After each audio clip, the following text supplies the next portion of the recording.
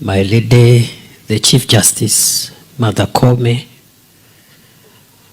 Let me ride on the protocols because I see so many eminent persons here.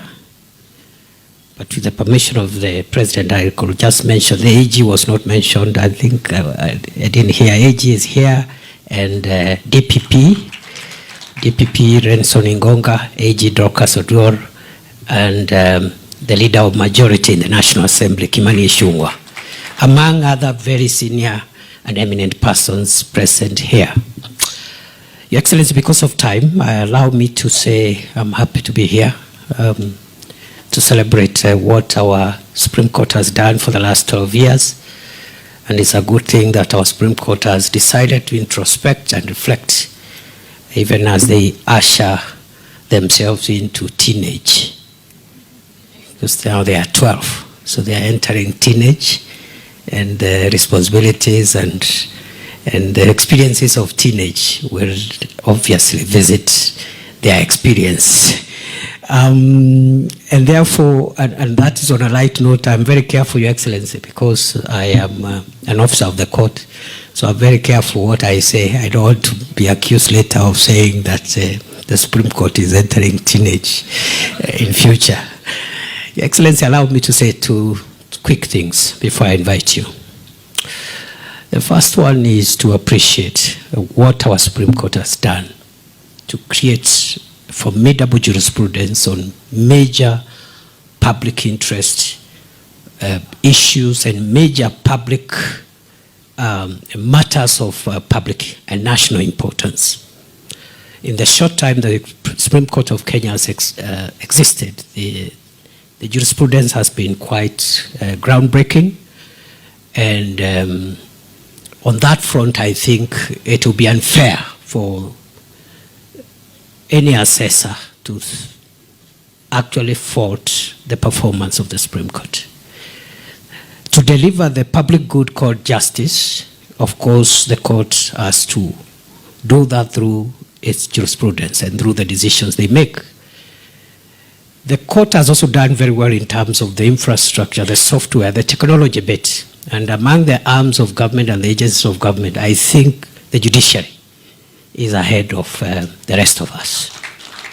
I remember my Lord Chief Justice Maraga when we were confronted with the predicament of COVID, issued certain rules, which we now call the Maraga rules, practice rules, which actually made justice, you know, faster, more efficient, more convenient, even if we were all locked down by this public health emergency called COVID.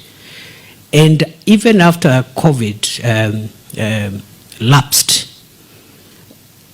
it appears that the way of the future in the administration of justice will be through the virtual courts and making sure we spend little time or as less time as possible in physical engagements in courtrooms. So again, on the issue of technology and the software for delivering the jurisprudence or delivering justice, the Supreme Court has done a good job.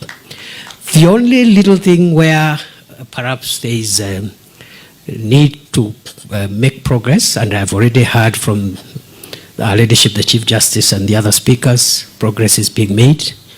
I am also aware, Your Excellency, you shared a high-level discussion around that subject matter, the issue of physical facilities for the court, because that's the area where perhaps the Supreme Court needs to make sure they have a modern physical infrastructure for delivering justice.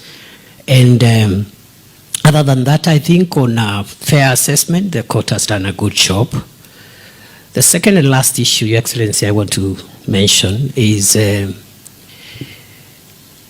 have been wondering, even as I got to look at the subject matter of this conference, while the Supreme Court, the other courts, especially the High Court also, and the Court of Appeal, have helped us start developing crucial jurisprudence on important issues like public participation, like public interest, and how we handle the tensions between these broad interests with individual rights and freedoms, which are also powerfully protected in our Bill of Rights.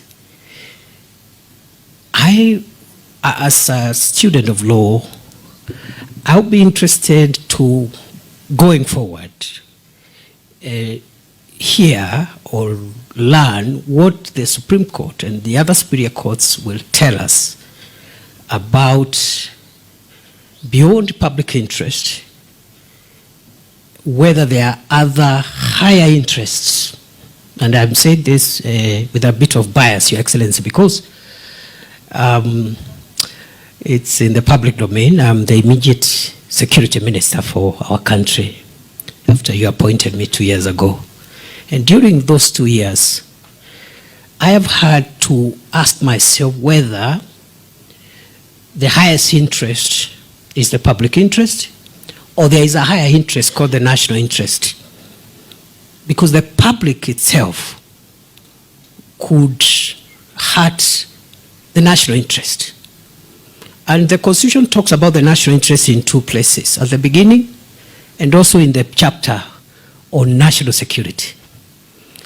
Other than the parameters and principles that the courts